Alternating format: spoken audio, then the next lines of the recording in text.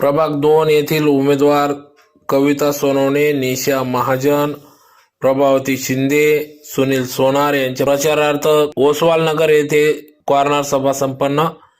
याबाबत अधिकृत अशी की आज दिनांक 5 जानेवारी 2026 रोजी ओसवाल नगर या ठिकाणी संध्याकाळी 7 वाजता हनुमान मंदिर परिसरात या ठिकाणी भव्य कॉर्नर सभेचे आयोजन करण्यात आले। प्रभाग क्रमांक 2 चे सर्व भाजपचे उमेदवार यांच्या प्रचारार्थ सदर कॉर्नर सभा घेण्यात आली। प्रसंगी या ठिकाणी डॉक्टर सुशील कुमार महाजन, अमोल सूर्यवंशी, इंजिनियर मोहित देसले आदी सर्व भाजपाचे पदाधिकारी, त्याचबरोबर भाजपचे प्रभाग 2 चे अधिकृत उमेदवार कविता शरद सोनवणे, निशा सुशील कुमार महाजन, प्रभावती विलास शिंदे, सुनील वसंतराव सोनार या चारही उमेदवारांच्या प्रचारार्थ कॉर्नर सभा घेण्यात आली व होऊ घातलेल्या 2026 च्या या निवडणुकीत दिनांक 15 जानेवारी 2025 रोजी कमळ या चिन्हावर बटन दाबून भाजपचे चारही उमेदवारांना प्रचंड मतांनी विजयी करा असे आवाहन या ठिकाणी करण्यात आले। तर प्रसंगी मोठ्या संख्येने धुळेकर नागरिक, स्थानिक नागरिक, प्रभाग 2 मधील मतदार बंधू भगिनी मोठ्या संख्येने या ठिकाणी उपस्थित होते। छत्रपती शिवाजी महाराज की। मी डॉक्टर निशा सुशील महाजन, प्रभाग क्रमांक 2 मधून उमेदवारी करते। भारतीय जनता पक्षाने माझ्यावर विश्वास ठेवून आज मला संधी दिलेली आहे। ती संधी पूर्ण करण्याचा मी पूर्ण प्रयत्न करेन। नागरिकांच्या खूप काही अपेक्षा नसतात, फार थोड्या अपेक्षा असतात, पण पूर्णपणे त्यांना जर त्यांची साथ मिळाली तर आम्ही त्यांच्या सगळ्या समस्या सोडू आणि त्यांच्यासाठी सदैव उपस्थित राहू। नमस्कार सर्वांना, व्यासपीठावरील सर्व मान्यवर आणि माझ्या परिसरातील उपस्थित बंधू भगिनी। राजा छत्रपती शिवाजी महाराज, राजमाता जिजाऊ, संविधानाचे जनक डॉक्टर बाबासाहेब आंबेडकर, महर्षी वाल्मिकी ऋषी यांना मी वंदन करते आणि ज्यांच्यामुळे आज तुम्ही आम्ही इथं उपस्थित आहोत, बसले आहोत, ते फुले दाखवतील। सर्वांना वंदन। मी श्रीमती कविता शरद सोनवणे, मी प्रभाग क्रमांक 2 मधून उमेदवारी करत आहे। अनुसूचित जमाती एसटी राखीव मधून मला भाजपाने जी उमेदवारी दिली त्याबद्दल मी प्रथमतः पक्षाचे आभार व्यक्त करते, कारण त्यांनी जो माझ्यावर विश्वास ठेवला आहे। मी एक शिक्षिका आहे, 24 वर्ष मी सर्व्हिस केली आणि 30 तारखेला मी राजीनामा दिला, कारण मी एक समाजसेवा करत होती। कोळी समाजाची मी महाराष्ट्र प्रदेश अध्यक्ष होती आणि इतर अनेक संघटनांमधून मी सामाजिक कार्य करत होती। मला कविता कोळी म्हणून ओळखतात। माझे वडील स्वर्गवासी नाना कोळी हे देखील एक राजकीय आणि सामाजिक नेतृत्व होतं। नावी कॉलेज हे 50 वर्षापासून राहतो आम्ही आणि माझा जन्म देखील नावी कॉलेज झालेला आहे। मी आता जिल्हा परिषद कॉलनी स्वामीनारायण मंदिर येथे राहते। तर मी जेव्हा शिक्षिका म्हणून नोकरी करत होती, अगदी तिथे जाऊन बघा, त्यावेळेस तुम्हाला त्यांच्या कामाची पावती भेटेल। म्हणून ते प्रत्येकाला विनंती करेल की तुम्ही आम्हाला ओळखा, अगर नको ओळखू, पण आम्हाला एकदा संधी नक्की द्यावी। संधी दिल्यानंतर आम्ही काय करतो त्यानंतर तुम्ही आम्हाला सांगा। मी एवढं सांगू इच्छिते, आम्हाला सर्वांना भरघोस मताने निवडून द्यावे आणि एकदा आम्हाला कार्य करण्याची संधी द्यावी। नमस्कार, जय हिंद, जय महाराष्ट्र, जय श्रीराम। माझे नाव प्रभावती विलास शिंदे, मी प्रभाग क्रमांक 2 मधून उमेदवारी करत आहे। त्यामध्ये मी ज्यादा लोकांमध्ये बोललेला आहे। मला आज जी मला पक्षाने जो विश्वास दाखवलेला आहे तो विश्वास मी लोकांसमोर जेवढे काम करता येईल ते प्रयत्न करेन। मी 4 उमेदवारांना विनंती करेन की पहिला चान्स तुम्हाला ओसवालनगरने दिला आहे, तर कामही तुम्ही ओसवालनगर पासून चालू करा आणि ओसवालनगरला जेवढं आपल्याला जास्तीत जास्त भाग घेता येईल तेवढं बघावं। म्हणजे तिथं कोणच देत नाही, मी एकच आहे त्यामुळे मला ते कोणी काम करून बोलू शकतं, कोणी मला डायरेक्ट बोलू शकतं, त्यामुळे मलाही प्रत्येकाला तोंड द्यावं लागतं। तुम्ही मला करून दिला तर उद्या मला पकडतील, त्याच्यामुळे तुम्हाला जायला विनंती आहे। आणि मी तुम्हाला नागरिकांना आश्वासन देतो आणि गॅरंटी देतो की हे तुम्हाला खरंच काम करून दाखवतील, चांगलं काम करून दाखवतील. 4 उमेदवार पक्षाने दिले आहेत. आपला उमेदवार फक्त भारतीय जनता पार्टी उमेदवार आहे. बाकी कोण उमेदवार आहे काय काय बघायचं नाहीये. पक्षाच्या चिन्हासमोर तुम्हाला कळलं की मला मतदान करायचंय एवढंच बोलतो मी करू शकतो. जय हिंद जय भारत. जनता पार्टी ते 4 उमेदवार हे आपल्या समोर आले आहेत आणि आपल्याला सांगू इच्छितो की गेल्या वर्षभरापासून आपल्या 2 नंबर प्रभागामध्ये भारतीय जनता पार्टी व आमदार अनुप भैया अग्रवाल यांच्या माध्यमातून भरघोस विकास कामे झाली आहेत. आपल्या वसवलनगर मध्ये मुख्य डिपी रोड गेल्या 30 ते 40 वर्षापासून फारच खराब होता. 2.5-3 वर्ष पहिले भैया साहेबांना जेव्हा आपण पहिल्यांदा इथं आणलं, आपल्या ज्येष्ठ नागरिकांनी आपलं म्हणणं मांडलं की आमच्या इथं काय समस्या आहे, काय नाही, आमच्या इथं रस्ता फारच खराब आहे, ऍक्सिडेंट होतात, लहान मुलं पडतात, ज्येष्ठ नागरिकांना दुखापत होते. पण भैयांनी आमदार होण्यापूर्वी जो शब्द दिला होता की मी निवडून आलो तर आधी तुमच्या रस्त्याचं काम करेल. त्या रस्त्यात बाधा आणायला भरपूर प्रयत्न केला विरोधकांनी. इथपर्यंत हवा गेली या रस्ता तुमचा कधी होऊ शकत नाही, हा रस्ता मंजूर झालेलाच नाही, अशा अनेक खोट्या बातम्या आपल्या वसवलनगर मधील नागरिकांपर्यंत पोहोचवल्या. परंतु आम्ही शेवटपर्यंत छातीत ठामपणे सांगत होतो की भैयांनी तुमचं कामं केलेली आहेत, मंजूर केलेली आहेत आणि आज ते तुमच्या समोर झालेली आहेत.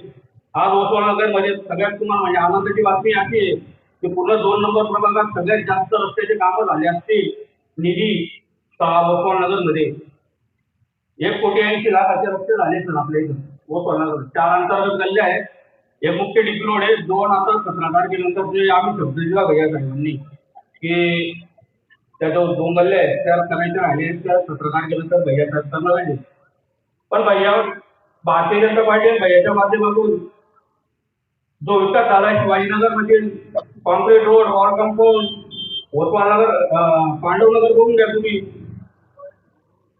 अशा असंख्य ठिकाणी विकास कामे भारतीय जनता पार्टीच्या माध्यमातून व अनुप भैयाच्या माध्यमातून झालेली आहे. आमच्याकडे विकास कामांवर बोलण्यासाठी भरपूर आहे, पण विरोधकांकडे काहीच नाही. ते तुम्हाला येऊन आपण कागदोपत्री सांगूच शकत नाही आम्ही हे केले की आम्ही ते काम केले. आपण एक गोष्ट लक्षात ठेवा, जेव्हा विधानसभेत फारुख काय निवडून गेला होता, पण तुमच्या माता बहिणीच्या आशीर्वादाने आपण भगवा परत आणला, अनुप भैयाला त्यांच्या निवडून दिलं. आता पाहिजे काय करायचं त्यांना, राष्ट्रवादीला फारुख त्याच्या मुलाला नगरसेवक करून त्याला महापौर बनवायचं. आता परत महापालिका हिरवी करायची का? त्यांच्या ताब्यात गेले तर तुम्हाला माहिती 5 वर्ष आमदारकी कोणाच्या ताब्यात होती तर काय त्रास झालेला आहे आपल्या हिंदू बांधवांना. पण तुम्हाला एक प्रश्न सांगतो, जर ही पालिका परत हिरवी झाली तर मग आपल्याला परत कोणी काही विकास कामांना इतका हात येणार तुम्हाला सांगतो, त्यांचा एकदम ठरलेले आहे. तो आमदारकीला पडला, आता त्याच्या मुलाला महापौर करायचं त्यांचं ठरलेले आहे. म्हणून तुम्हाला परत विनंती राहील माता भगिनींना सगळ्यांना, जे जे आपले नातेवाईक प्रभागात इतर ठिकाणी असतील, मित्र मैत्रिणी असतील, त्यांना एकच सांगायचं, कोणत्याही प्रभागात राहा किंवा 2 नंबर प्रभागात 4 कमाईचे बटन दाबून 4 उमेदवारांना प्रचंड मतांनी विजय करायचे. क्लिअर झालेच पाहिजे असं मला वाटतं. तसा आता अमोलदादा बोल बघाला की ते मागच्या 1 वर्षापासून कंटिन्युअस आमदार अनुप भैयांनी वेगवेगळे कशावर धडाका लावलेला आहे. आता प्रत्येक कार्यक्रमाला भूमिपूजनाला मी जे सोबत असतो, इथे पण होतो समोर, त्या सगळ्या तुमच्या रस्त्यामध्ये होतो. हा फक्त साधा आहे, कारण की आमच्या 4 उमेदवारांचं असं म्हणणं आहे की रस्ते असतील, ड्रेनेज लाईन असतील किंवा लाईट असतील, हा तुमचा अधिकार आहे. हे आम्ही केलं नाही केलं आणि हे बोलायचा आम्हाला अधिकारच नाही. हा अधिकार असं ह्या गोष्टी सोडून द्यायचा. त्याच्या पलीकडे काय कामं आम्ही करणार आहोत जनतेकरता, ह्याबद्दल बोलणं जास्त योग्य नाही असं मला वाटतं. आणि एकाच वर्षामध्ये आपल्या आमदार साहेबांनी खूप चांगल्या प्रकारे धुळ्यात वेगवेगळे कामं आणले. त्याच्यामध्ये आपल्या नवरोज पायनाकेजवळ तो एक मोठा मॉल येतोय. आधी काय व्हायचं की माझं हॉस्पिटल सिद्धी हॉस्पिटल आहे, तिथे एका महिन्यात ॲक्सिडेंटमुळे त्याच भागामध्ये, तेवढ्या भागामध्ये स्मार्ट गाव 3 घटना घडल्या आणि 3 आपले धुळेकर मृत्युमुखी पडले. ही खूप वाईट गोष्ट होती आणि खूप दुःखदायक गोष्ट होती. एक 3 घरं पूर्णपणे कोसळ पडले आणि म्हणून भैयांनी तो अति वेगाने लवकरात लवकर निर्णय घेतला की अजून पण कोणाचा जीव जाण्याच्या आधी हे सगळे जे आपले बांधव आहेत त्यांना एका दुसरी जागी आपण शिफ्ट केलं पाहिजे. एखादी तिकडं एसटी आली, काही त्रास झाला, ब्रेक फेल झाला, आता जेवढे बांधव असतात भाजी विकायला सगळ्यांना त्रास होईल आणि म्हणून सगळ्यांना त्यांनी टाकीजवळ शिफ्ट केलं. आता फक्त त्यांनी शिफ्ट नाही केलंय, जिथे मोठा plus Jain city centre mall म्हणून येतोय त्याच्यात हा ब्युटीचा प्लॉट आहे. मोठा मागे मॉल होता, त्याच्या पुढे मोठी भाजी मंडई असणार आहे. आता ज्या लोकांना आपण संलग्नित केले नाही सगळ्यांचे नाव नंबर त्यांचे सगळे आपल्याकडे डिटेल आहेत आणि सर्वांची एक हक्काची जागा मिळणार. जर प्रस्थापित पण केलं त्यांना जागा पण दिली आणि त्यांना भविष्यामध्ये आयुष्यभर ते पण आणि त्यांच्या पुढच्या पिढी पण हक्काने तिथं व्यवसाय करू शकतात. ते चांगलं जागा त्यांनी भैयांनी तिथं उपलब्ध करून दिली. ही आपल्या भागातली एक गोष्ट झालेली. आमच्या शारदानगरमध्ये सुरक्षा कॉलेजजवळ देखील स्टॉपजवळ 2 खूप सुंदर मोठे उद्यान उभे राहत आहे आणि ते उद्यान आपण जसं धुळ्यात प्रवेश करतो त्या प्रवेश करण्याकरता जो एक चांगला इफेक्ट असतो की हे धुळे शहर कसं आहे, लोकांना कसं दिसतं. तर दोघं गार्डन जे नवीन काय होत आहे त्या गार्डनमध्ये एक सुंदर प्रकारे एक आपलं इमेज लोकांमध्ये निर्माण होईल की धुळ्यात पण चांगल्या गोष्टी घडत आहेत. आता विदिन 1 or 2 एक 2-3 महिन्यामध्ये ते पूर्ण गार्डन नवीन तयार होईल. ते चांगली गोष्ट आहे. त्याच्यानंतर खूप मोठा एक चौथा मार्केट भाजी मार्केटची जे नाशिकला पण नसेल असा 80 फुटी रोडला येत आहे. त्याचे पण काम भूमिपूर झालेलं आहे, ते पण काम सुरू होणार आहे. आणि जे काही लोक पूर्ण आग्रहावर बसायचे जर गर्दी व्हायची तर आपण जे कॉलेजमध्ये बाजूच्या रस्त्यामध्ये शिफ्ट करण्यात भाग काढलाय तर सर्वांना तिथे घाटात जागा मिळणार आहे. आणि तिथं असं महिला मार्केट सुरू करण्याचा मानस आमदार साहेबांचा आहे. आणि त्या महिला मार्केटमध्ये सर्व महिला भगिनी वेगवेगळे व्यवसाय असतील, आपले बचत असतील तर सर्वांना तिथे जागा मिळेल आणि तिथे चांगल्या प्रकारचा व्यवसाय करू शकतील. म्हणजे प्रत्येक ठिकाणी विचार केला जातोय की लोकांच्या हाताला रोजगार कसा मिळेल आणि तो कशा प्रकारे आपण सर्वधर्मासह पोहोचू शकतो. त्याच्यानंतर आपण सगळेच बालपणापासून 5 करतील फक्त 5 करतील आपले इतकं सुंदर होणार आहे.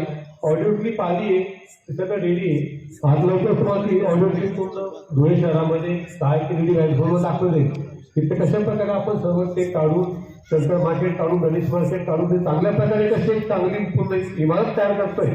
त्यानुसार 5 कमी खूप सुंदर मार्केट होणार आहे. म्हणजे भाजीचं वेगळं, फ्रूट मार्केट वेगळं होणार आहे, कपड्यांचं मार्केट वेगळं होणार आहे आणि सुंदर 3-4 मजली इमारत आपली तयार होणार आहे. एकूण आपण जर सगळं बघितलं तर लागत आपले आमदार साहेब चांगल्या प्रकारे या धुळे शहरामध्ये एक विकास घडवण्याचा प्रयत्न आहे आणि ते पण फक्त 1 वर्षामध्ये. अजून 4 वर्ष बाकी. माझ्या असा आहे सांगायचं कारण एवढंच आहे की त्यांचे हात बळकट करण्याकरता आपल्याला 100% ह्या 4 उमेदवारांनाच नाही तर धुळे शहरात जिथे जिथे भाजपाने त्यांचे उमेदवार उभे केलेले आहेत एकूण 64 उमेदवार उभे केले आहेत. तर त्या ठिकाणी आपल्याला भाजपाला निवडून देणे हे योग्य नाही. कारण की काय होतंय की भैया एवढे निधी का आणू शकतायत कारण की स्टेटला फडणवीस साहेब बसले त्यांनाही कळत आहे की विकास व्हायला पाहिजे. आपल्या धुळेला एक मागासलेला जिल्हा म्हणून शहर म्हणून ते बनायचे तर ते त्या प्रकारात तिथं निधी आणतायत. निधी मिळतोय, निधी छोटा मिळत नाही. निधी 42 कोटी 78 कोटी असे निधी मिळतात तर सगळं काम होत आहे. अजून एक सुंदर वेगळं जे माता भगिनीकरता मोठी गोष्ट असते ते म्हणजे आपल्या एकविरा मातेसमोर 51 शक्तीपीठाचं मोठं मंदिर सरकार येणार आहे की ज्यात आपले 51 शक्तीपीठाचे लहान लहान मंदिर त्याबद्दल पूर्ण माहिती व्यवस्थितपणे तिथे येणार आहे. आणि ही सगळी माहिती आपल्या वाचायला मिळणार आणि ते संपूर्ण भारतातलं नदी काठी असलेलं एकमेव शक्तीपीठ असणार आहे त्यात तुम्हाला सगळ्यांची माहिती मिळणार. आता हा जो विकास होत चालला आहे तर त्यांनी भैयांनी हा जो एक स्पीड पकडला आहे विकास करायचा धुळे शहराचा तर त्याला जर आपल्याला खऱ्या अर्थाने योग्य प्रकारे जर चालना द्यायची असेल तर तुम्हाला हे सर्व नगरसेवक तुमचे आशीर्वाद देऊन तुमचे मतं देऊन महानगरपालिकेत पाठवले पाहिजे. त्याच्याने काय होईल की भैया ज्या प्रकारे निर्णय घेतील त्याला एक पॉझिटिव्ह रिस्पॉन्स लगेच मिळेल. स्थायी समिती असेल, महासभा असेल याच्यामध्ये प्रत्येक निर्णयाला पटापट चालना मिळेल आणि जो विकास आपण सुरू केला आहे विकास ज्या स्पीडने सुरू केला आहे तो स्पीड आपला थांबणार नाही. हे सगळ्यांचं महत्वाचं आहे. फक्त इलेक्शन आहे, आम्ही इथे आलो आहे आणि काहीतरी बोलायचं म्हणून ह्या गोष्टी नाही. एका वर्षात काय झालेलं आहे, काय आपल्याला दिसतंय, फक्त हवे गोष्टी नाही. हे करू ते करू झालेलं तुम्हाला सांगतो की काय काय झालं. त्यामुळे सगळ्यांना आपलं पुढे पण या गोष्टी कंटिन्यू ठेवायच्या असतील. अजून आपलं भूषण चांगलं सुंदर करायचं असेल तर त्यानुसार आपल्याला हे सर्व व्यक्ती निवडून देणे खूप आवश्यक आहे, उमेदवारीचं आवश्यक आहे. आम्ही जो जाहीरनामा दिलाय आमच्या पक्षाचा प्रमुख असताना नात्याने मी वरून आमचे रवींद्र चव्हाण साहेब असतील, आपले राज्य पालकमंत्री असतील, अरुण भैया असतील आणि आमचे अध्यक्ष श्रीराम पाटकर साहेब त्यांच्याकडे परमिशन घेतली की ह्या जाहीरनाम्यामध्ये एकही गोष्ट अशी होणार नाही किंवा मी ती टाकणार नाही जी मला पूर्ण करता येणार. जी गोष्ट शक्य आहे आणि 5 वर्षामध्ये आमदार साहेब पाटील सगळे नगरसेवक येतील, ते निवडून येतील, ते करतील तर तीच गोष्ट मी या जाहीरनाम्यात टाकणार आहे. अदरवाईज मी जाहीरनामा प्रमुख हे पद स्वीकारत नाही. तिघांनी खूप एकदम मनापासून त्या गोष्टी समर्थन केलं की डॉक्टर साहेब अशा गोष्टी टाकतात जाहीरनाम्यामध्ये की जे आपल्याला पुढच्या 5 वर्षामध्ये शक्य आहे पण ते आपल्याला करायचे आणि आपल्याकडे होतील. अगदी काही कोणत्याही प्रकारचे मोठ्या शब्दात देऊ नका. तर आता आपण बघतोय की आपल्याला रेल्वे मार्ग आलाय. फागण्याला जे नवीन न्यू धुळे नावाचं जे होते रेल्वे स्थानक ते खूप मोठं होणार आहे. ते आपल्याकरता खूप मोठी गोष्ट होणार आहे. आणि एकदा इंदोर मनमाड सुरू गेला की तो आदरणीय भाबडे सरांच्या प्रयत्न झालेला आहे तर त्याच्यात आपला खूप फरक पडणार आहे. म्हणून जी गती आहे एकदा सुरू झालेली आहे चांगल्या पाहिजे सगळे तुम्ही आशीर्वाद दिला न भूतो न भविष्यती. त्या पूर्ण धुळे शहराच्या हिस्ट्रीमध्ये 1,16,000 मत सर्व लाडक्या बहिणींनी सर्वांनी दिले, भैयाने निवडून दिलं. आणि जो फरक आहे तो फरक 50,000चा होता शेवट दुसऱ्या मतदारात दुसऱ्या उमेदवाराच्या याच्यामध्ये. हे जे प्रेम आहे हे प्रेम तुम्ही आम्हाला सर्वांनी आताही द्यावं आणि फक्त विजयच नको आम्हाला तर आम्हाला भरघोस मतांनी विजय तुमच्याकडे पाहिजे जेणेकरून आम्ही तुमचं खूप चांगली सेवा करू शकतो. आणि सेवा अशीच आहे की ज्या गोष्टी आपल्याला जमणाऱ्या आणि आमच्याकडे होणाऱ्या आहेत. आणि म्हणून तू जास्त वेळ घेत नाही तरी सगळ्यांना पुन्हा एक विनंती राहील की आपण सर्वांनी आपले नातेवाईक असतील, मित्र कंपनी असतील, सगळे असतील, लवकरच त्यांच्या क्रमांक सुद्धा येतील आपल्या सगळ्यांचे. तर 4ही EVM मशीनवर 4ही आमच्या उमेदवारांच्या समोर एक क्रमांकाच्या बटनावर तुमचं आशीर्वाद तुमचं मत देऊन त्या सर्वांना 15 तारखेला सकाळी निवडून द्या ही सर्वांना एकदम नम्र विनंती. धन्यवाद. पाहिजे हिंदू टिकला तर हा देश टिकणार आहे.